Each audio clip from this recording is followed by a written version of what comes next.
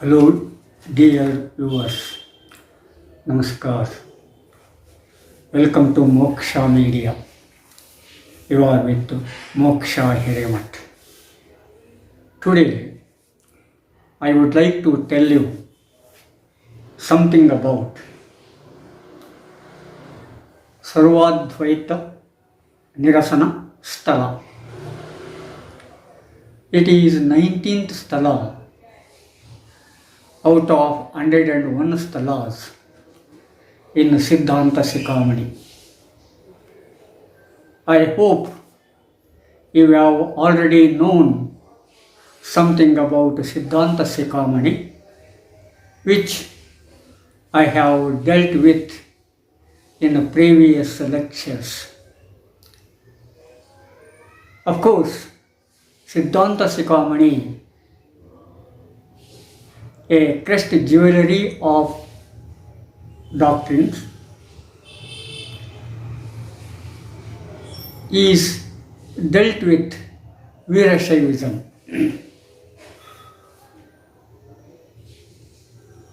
According to some scholars, it was appeared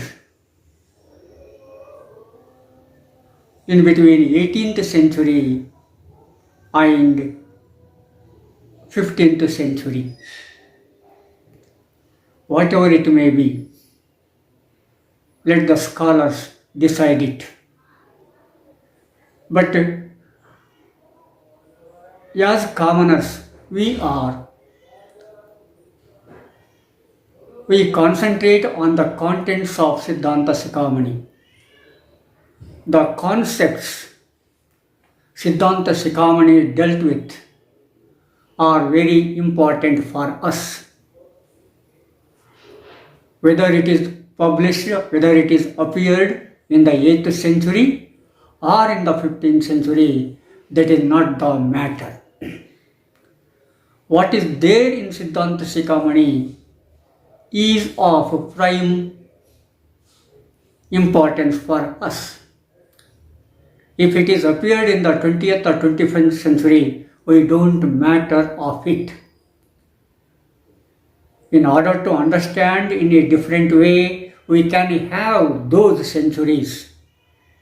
But the concepts elucidated in Siddhanta Sikamani are very important for us.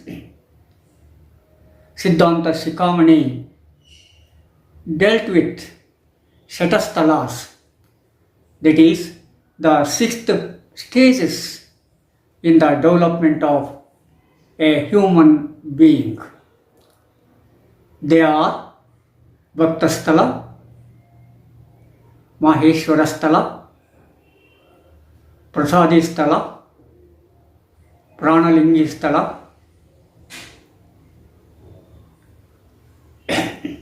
Sharanasthala, and Aikyasthala. But it is rare to attain the 6th sthala, that is Aikyasthala. Even to this day, we have one only example of it. Whether it is true or not, it is to be verified. But as for some belief that Ajaganna, the 12th century Sharana, attained Aikyasthala, let it be for the time being. Anyhow, 101 sthalas are explained in 6 stages of human development. Of course, Siddhanta Sikamani is in the Sanskrit language, but afterwards it has been translated into many languages. There is no that much of difference between Siddhanta Sikamani and Shunya Sampadane. Shunya Sampadane is a Kannada version, whereas Siddhanta Shikamani is a Sanskrit version.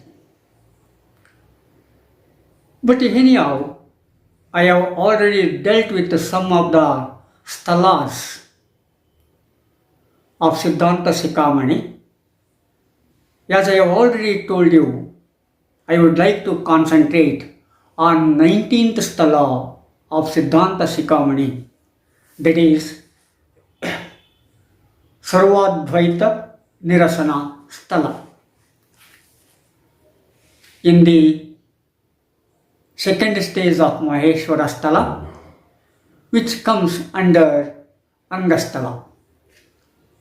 So you know that Siddhanta Shikamani has been categorized under two parts, that is Angasthalas and Lingasthalas. Of course, we talk of sthalas in Angasthala in Siddhanta Shikamani. Sarvaadhvaita Nirasana sthala is the 19th sthala out of 101 sthalas, that is Ekottara Shatasthalas, as it is called. Someone called it Ekottara Shatasthala, others call it 101 sthalas. Anyhow, it is a matter of language, but not the concept. Concept is the same, but saying it differently is different.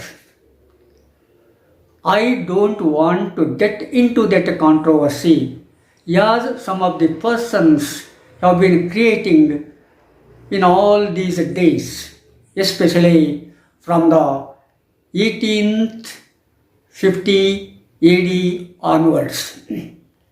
That is at the time of Kittura Channamma's rule in Karnataka. From that time onwards, the East India Company tried to create a differentiation among Veerashaivas because it felt a threat from Veerashaivas. That is why it wanted to split the Veerashaiva community. So from that time onwards, the word Lingayata has been appeared in Veerashaiva literature. Before that, we don't have that much of Lingayat word. But anyhow, to a little extent, that East India Company was successful in creating a difference in Veerashaiva community. But here that is not important for me, whether it is Veerashaiva or Lingayata. Seem to me, yeah, they don't have different concepts, but some people tried this different, that difference, but they don't have that much of valid basis for that. Some judo scholars tried their best to create that difference. I don't want to name those judo scholars. Those judo scholars are supported by the Macaulay-minded persons, Macaulay-created minds, and the business-supported people, because they would like to have a profit at the sweat of others. But anyhow, Siddhanta Shikamani doesn't get into those things. It tells whatever it has come to know in a different ways. In Sarvaadhvaita Nirasana Sthala,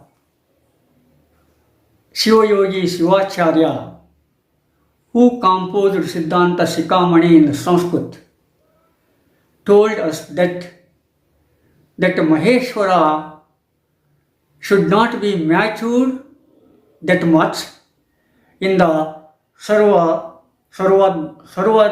Nirasana Sthala. He was at the stage of differentiation between Shiva and Jiva. He is a dualistic, which says something about Shiva and Jiva, that is God and man, to say it simply. Here he does differentiate between God and man, that is Shiva and Jiva. Jiva meant for man and God meant for Shiva, or whatever concept you have, you can call it by any name. I don't have any objection for your calling the names of God in a different ways, in different names, that is left to you. But simply it is said at that time that he should differentiate between God and man. If he doesn't differentiate between God and man, he cannot go to the next stage, next sthala in the development of a human being. He doesn't become an ennoble one. So in order to become an ennoble one, in order to get a moksha, he should climb the sthalas one by one. And being the 19th sthala,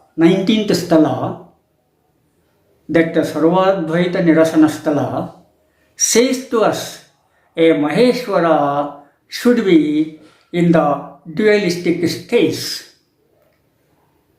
He is not in the non-dualistic stage or in the Shakti stage. He is in the dualistic stage because he is controlled by God. God is the controller and man is being controlled. So if man has the concept of being controlled, then only he worships Shiva, then only he worships God. Otherwise, he would leave the worshipping of Shiva or God. In order to attain the Satyam, Shivam and Sundaram, he has to differentiate between Jiva and Shiva at this stage. So, he cannot be at the stage of Advaita, which is non-dualistic. So, but he should have a rigorous attachment, or he should have a compact attachment to Shiva, to God, and he feels God is the only thing and others nothing before him, or other things are nothing before him. So he should develop that concept at this stage. And once he develops this concept at this stage, then only he can go to the next sthala, that is the sthala of Avhana Nirasana sthala. Being a Maheshwara, he should give up the Sarvaadhvaita concept. Nirasana means to leave, to avoid. So he should leave that Sarvaadhvaita concept and should be in the dualistic concept and should not be boggled with the non-dualistic concept, that is Advaita concept. Dualistic means Dvaita and non-dualistic means Advaita and etc. So he should not be a non-dualistic one at this stage. So he should be a dualistic at this stage. And as he goes on and on, thinking of Shiva forever and ever, he should climb to the next stage of sthalas. So this is the path Shiva Yogi Shivacharya shows to us in Siddhanta Shikamani. Shiva Yogi Shivacharya doesn't blame any other religions in the world, any other sects in the world, any other opinions in the any other hateful opinions in the world. He simply says, he simply elucidates his concepts of moksha, his concepts of nobility, that shows Shivacharya's pure mind and heart. Of course, pure heart. Only person pure in mind and pure in heart can say such things, but not these dirty-minded persons in the society. That is what we have to keep in our mind while thinking of Siddhanta Shikamani, while reading Siddhanta Shikamani. So, this is Sarvaadhvaita Nirasana, Sthala. So, as he goes one by one, at last he can attain the 101 sthalas, that is Ekottara Shatastalas. But anyhow, for a person who is busy in his meditation, who is busy in relieving of these sufferings in the world, and who wants to have a moksha without harming other creatures in the world, would like to follow this doctrine of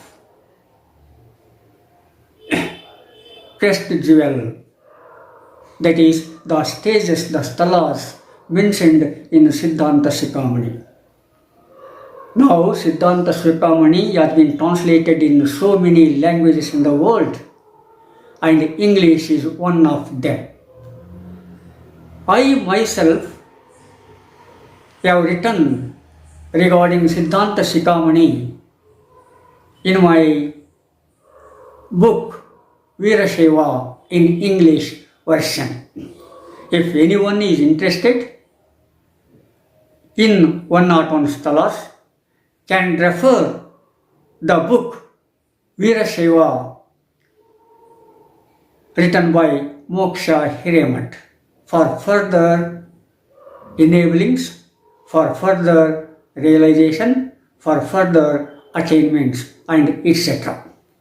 It is anyhow, it is for your information. Here, my point is that a Maheshwara should be away from non-dualistic concept at this stage. Here, as I have already told in the beginning, I would like to concentrate on Sarvaadhvaita Nirasana Sthala. So, I told something about that Sthala at this point of time.